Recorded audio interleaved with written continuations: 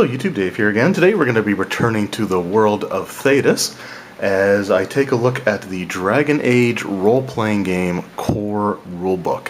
So I previously had done a video talking about just the various Dragon Age items that I had in my collection.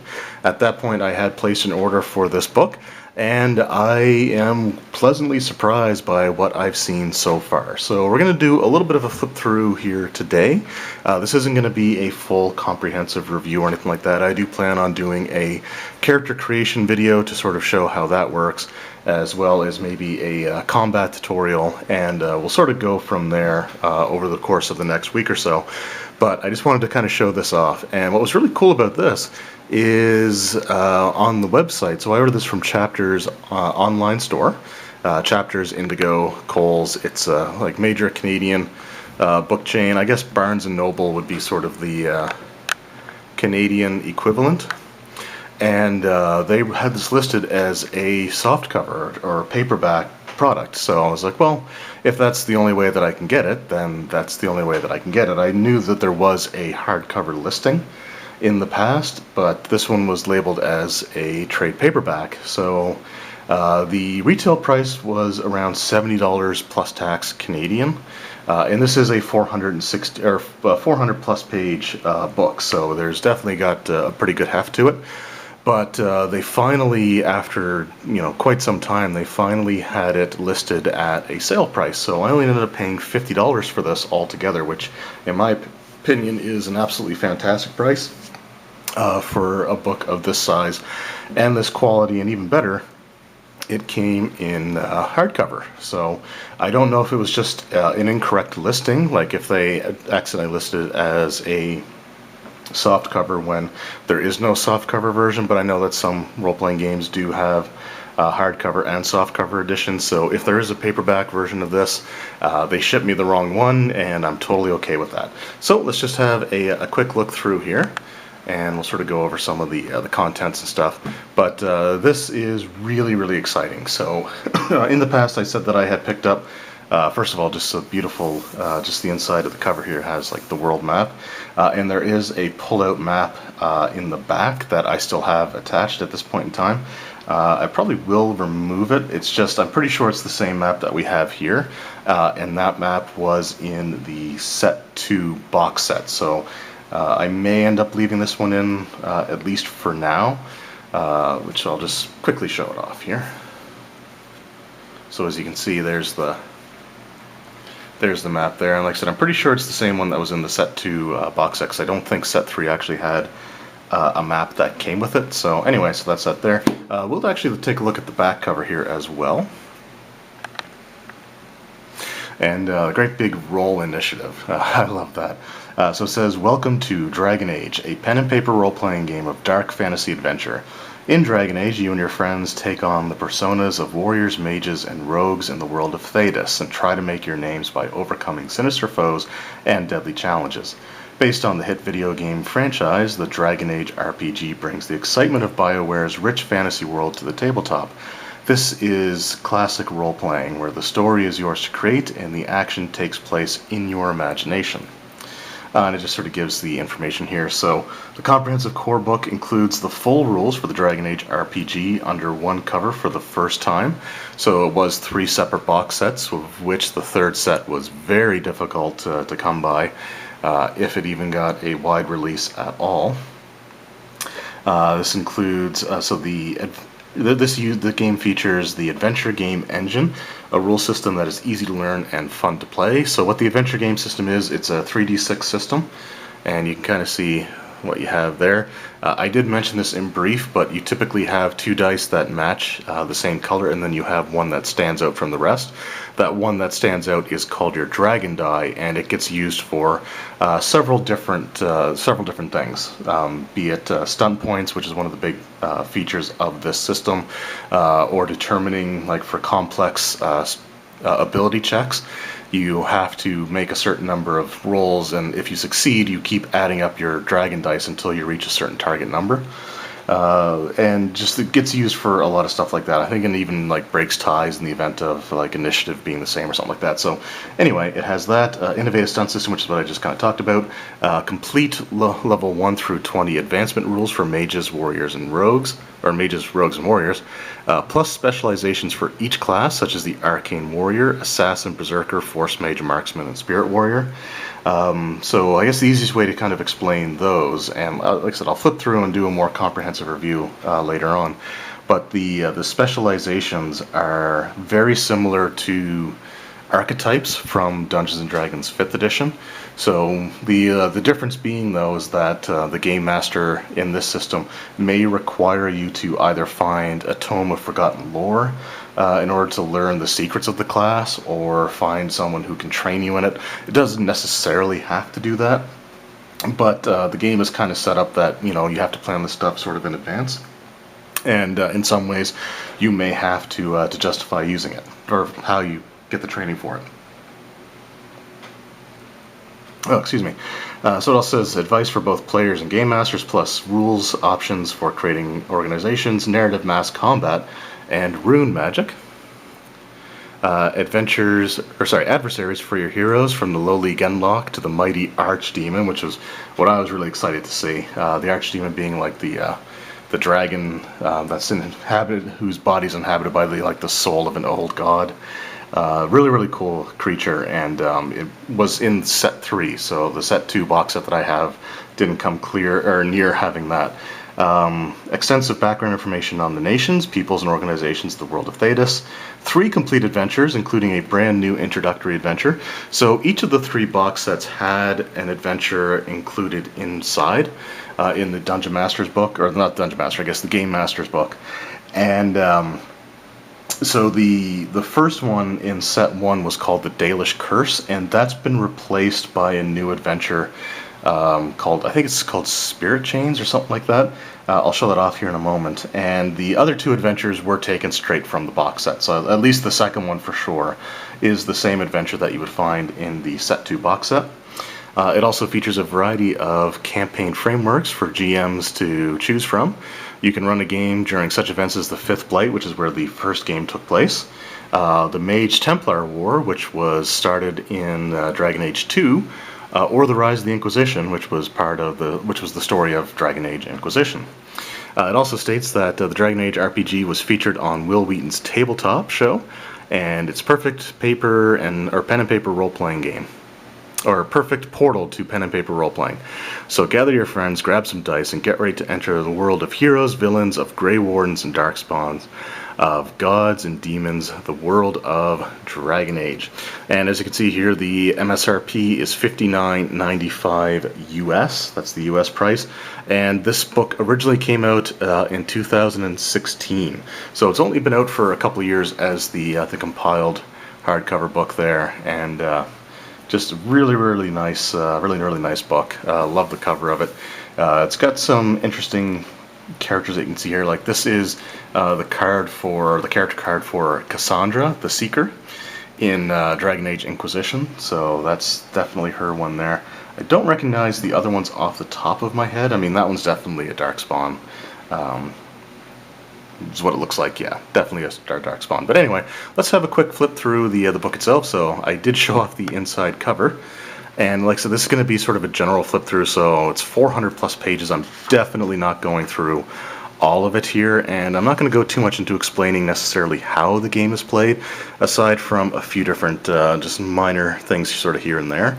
Of course, the artwork is fantastic, and this is taken from the cover of the Set 1 box set. And I mean, the artwork is just fantastic all throughout. That's the cover of the Set 2 box set. And one of the things that I do really like about this system is it is kind of stripped down as far as like the character sheets and stuff like that goes. I'll show the character sheet off at the end of the video. But one of the cool things about this is your ability scores are, instead of like determining what your stat is and then your modifier like in Dungeons and Dragons, you only really ever worry about the actual modifier. So you can see you can go from anywhere from -2 all the way up to +4 in an ability, and your character your character background can also affect your stats as well. And backgrounds, they did something similar with 5th edition, or actually I guess it's almost even closer to the way that they do it in Starfinder, where your background dictates part of your ability score modifiers. So you can actually modify them not necessarily based on the race, but based on the background, because some backgrounds can have multiple races be a part of them. So we've got just a few of them here. And so we'll just have a quick look at the first one here. We have the Ander Survivor. And so this is Survivor of the Anderfels. I'm not going to go into like read the whole thing, but if you want to pause it, that should hopefully come through pretty clearly. So one of the things that you get with your background is you get certain set abilities. So for example, if you choose the Ander Survivor, you automatically add +1 to your Constitution ability. So if you had a Constitution of say 3, then it would bump up to a 4. If you had a 4, it would bump up to a 5. So it just adds to the actual, like I said, they don't use scores and modifiers. If you look for it to compare it to Dungeons & Dragons, your stats are represented solely by the modifiers. So if you get +1 to an ability, then it adds that +1 to that whole ability, which is pretty cool. You also get to pick one of the following ability focuses. So Constitution, Stamina, or Strength climbing. They're similar to skills, more or less, in Dungeons & Dragons. And if you have a focus on it when you make your ability check, which you would do by rolling your 3d6, adding your relevant ability score, and if you have focus, you get an extra +2. So let's just say you roll 10 on the dice, you have a 3 in your ability. That would be 13, and if you have a focus in it, you would add +2 to go up to 15. Also, so it also gives you, I'll get back to the chart in a second, but you can also speak and read Ander and the Trade Tongue, which is similar to Common. You can play either a warrior or a rogue, so these backgrounds do dictate which classes are available to you. And then it says roll twice on the Ander survival table. So each background lets you roll twice on these charts. And what these charts can do is they add just a little bit of randomness to it again. But you can get, for example, the Ander Survivor can get +1 to Dexterity, Strength, or Perception, which is its own stat. Or you can get some extra focuses beyond what you would normally get for the background by default. So again, that's really, really cool. And there's a ton of backgrounds in here. You also have the Apostate, which is essentially a wizard who is living outside of the Circle of Magi. And there's a lot of lore that goes with this. But basically, mages are considered to be dangerous. They're always at risk of having demons from the dream realm known as the Fade inhabit them and turn them into what are referred to as abominations. So if anyone shows an aptitude for magic, what happens is the human religion known as the Chantry. It's basically, you could almost say it's similar to the Christian faith, very, very loosely, but it's a monotheistic religion. They have an order of knights known as Templars, and Templars exist solely to wrangle and basically maintain order with the mages. So if someone shows an aptitude for magic, then the Templars come, they take the child, and they get locked away in the Circle of Magi. An apostate is someone who either lives outside of the Circle of Magi or flees the Circle of Magi, which can be very, very risky. And again, just a few more things here. Oh, let's actually tilt this back down a bit. Alright, so those are the backgrounds there. We also have our classes. So there are only 3 classes in this game. So you can either be a warrior, a rogue, or a mage. So mages have offensive magic that they can cast, obviously, but they also have the healing magic as well. So you can choose, you can get healing spells just based on being a mage, which is pretty cool. Oh, just trying to... Alright. So you got your experience charts. So you go all the way up to 20th level, which is great. Every time... you also have like advancement stuff that you can get as well. So there's different options that you can get for each time that you level, which is really cool. One of the other things that I also like about this game, and it has kind of that old school Dungeons and Dragons feel to it, is all three classes stop rolling extra hit points once they reach 11th level. So levels 1 through 10, they have their level 1. They have their starting hit points, which is 20 for wizards, starting off, plus their constitution. And then you've got, I think, plus a d6. I think they roll a d6 on top of that as well. Yeah, and I'll show that off in a second. Rogues get 25 hit points plus their constitution plus the roll of 1d6. And then your warriors get 30 hit points plus their constitution plus a roll of 1d6.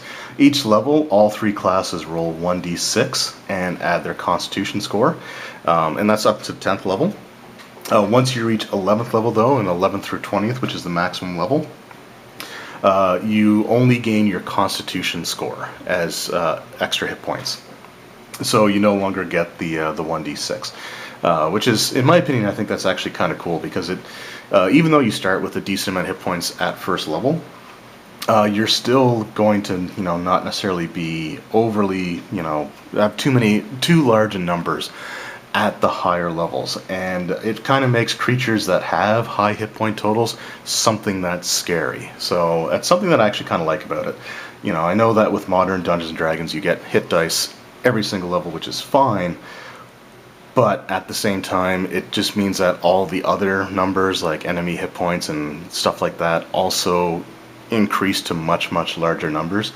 So like something in first edition AD&D that had 300 hit points was terrifying, versus now if it, you have something of a similar power level and it has like 800 hit points, it's like, well, that seems kind of low. So anyway, that's just a minor thing.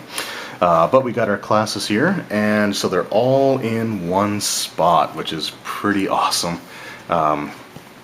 So we got our mage, and again, just some really cool artwork there, and all of the stuff that they gain. So every level they get, looks like they get something at each level, either like a new spell or some new abilities, which is great. Then you've got the rogue. Oh. And they do start with, they do start with 25. So yeah, I was right. It was 20, 25, and then 30. And then of course we got our warrior there, shown off as a dwarf warrior.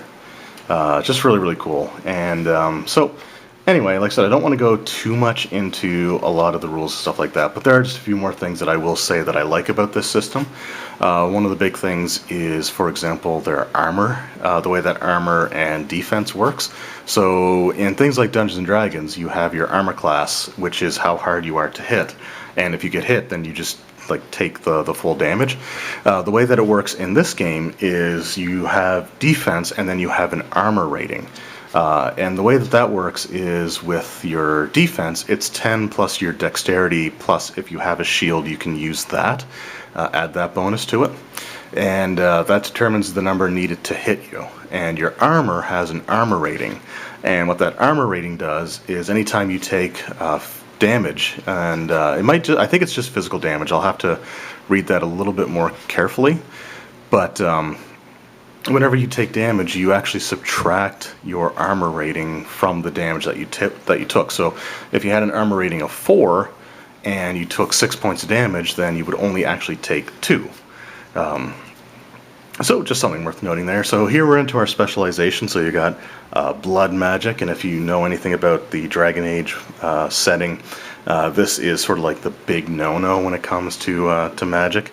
This is the one that's most commonly associated with like abominations and things like that. It's you use your blood or the blood of others to fuel your spells, and it's kind of the magic that makes it easier for you to like mentally dominate people, and it's just basically bad overall. Then you got your rogue ones. You got like assassin, bard, legionnaire, scout, ranger, duelist, marksman.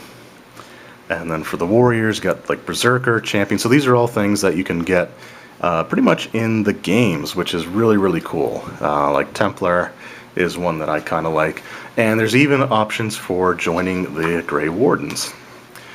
So that's separate from your specializations, because the Grey Wardens can have like any kind of class or background, doesn't matter. So it's really cool. There we got our armor. So you can see the armor rating. It also can affect, so the penalties can affect things like your speed as well.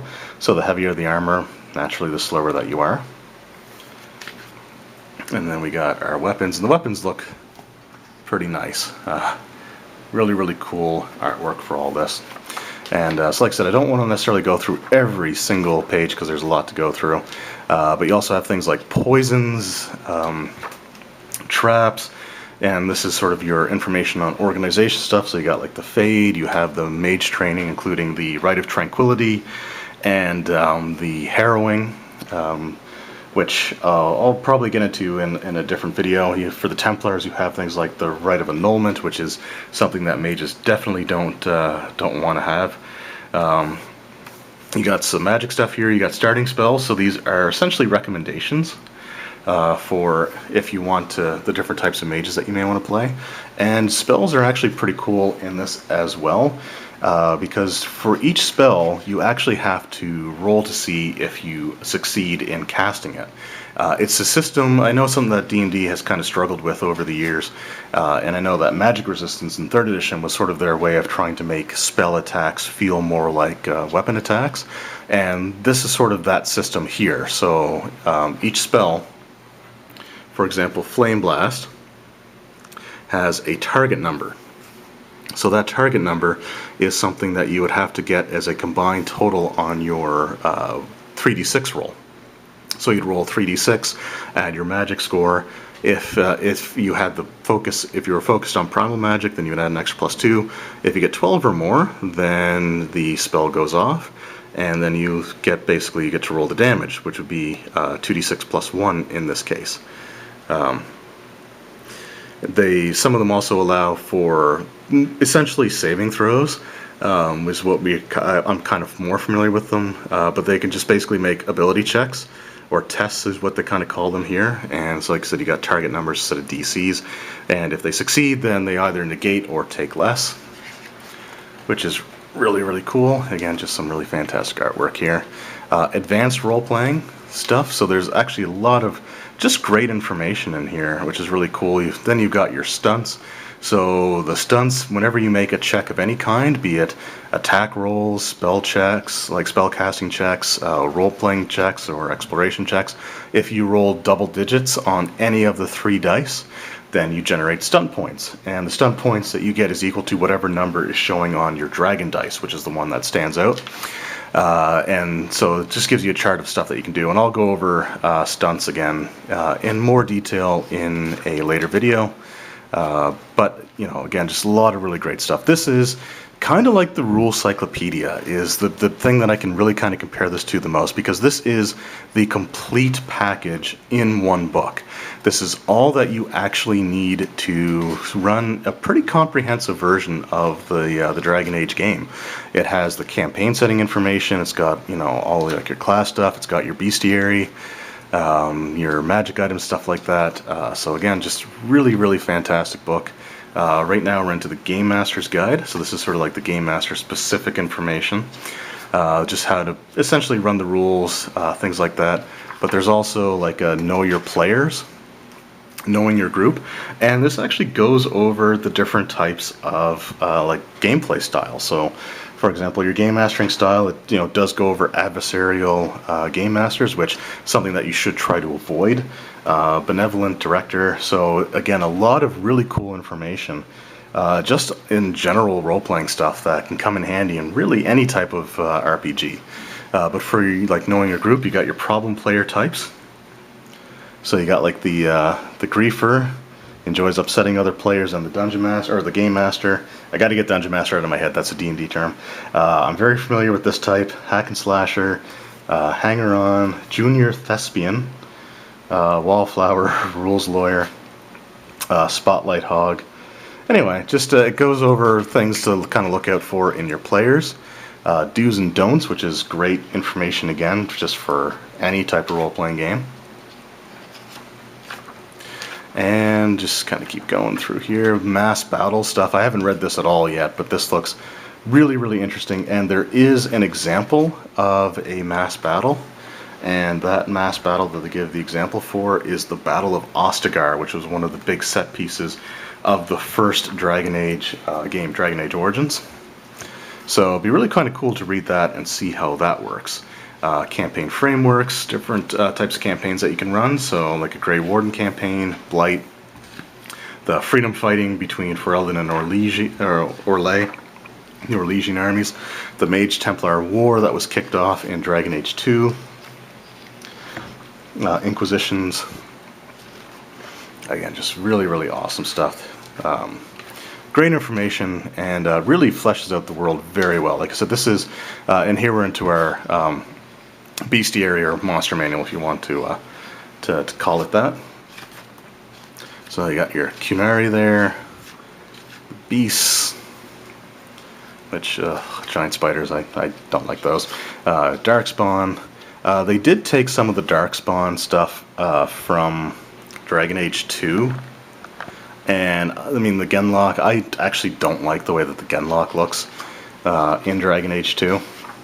But again, the architects of this from Dragon Age Awakening, just really, really cool. Some of the unique enemies, the like campaign villains, basically. I mean, there's the Archdemon in all of its glory.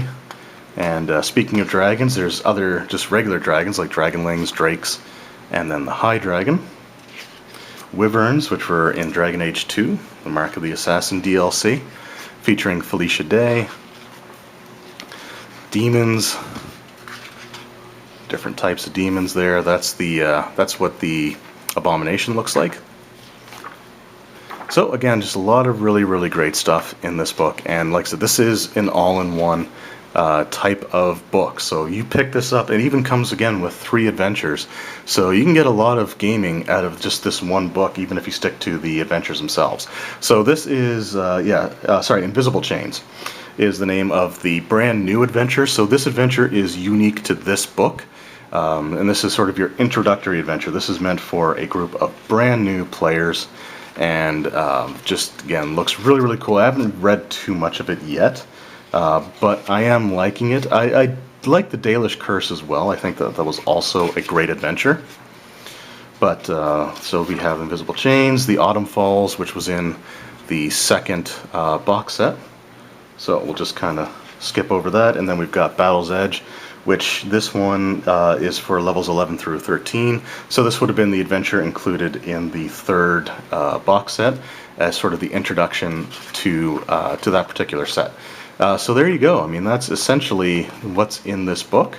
Like I said, I'm going to do a more comprehensive review in a little bit. I'm going to take some time to kind of read through this, but this is just a fantastic book overall. I'm really, really happy with it. And the one thing I will say right now, I'm trying to get to the character sheet. I think that's just being a little bit difficult to do this with one hand while I'm holding the book up. So that's your character sheet as well, and I'll show it off in more detail when I do the video on it, but it is a pretty simplistic, just 2-page sheet. But that is the Dragon Age role-playing game, and like I said, as soon as I bought this book, I instantly felt the same way with this that I did when I picked up the first box set. So this is something that I really, really want to run at some point. I even went so far as to download the adventure that was run on the Geek and Sundry tabletop show with Will Wheaton, which is something that's kind of meant to be sort of a one-shot. So it might, again, be something that I might try to run, and I might even consider submitting this to HellCon to see if I can run the Dragon Age role-playing game as well, and try to just maximize my chances of running something beyond just a regular D&D game. So anyway, that is my early impressions and flip-through of the Dragon Age role-playing game. Fantastic book, loving it so far, can't wait to dive further into it, and I will have a full review up within the next couple of weeks, as well as character creation and example of how to do like the combat system and things like that. So anyway, if you have this game, let me know what you think about it in the comments below, and I look forward, like I said, to reading all that, hearing your guys' feedback. Anyway, thank you all very much for watching. I hope you enjoyed, and we will see you next time. Take care.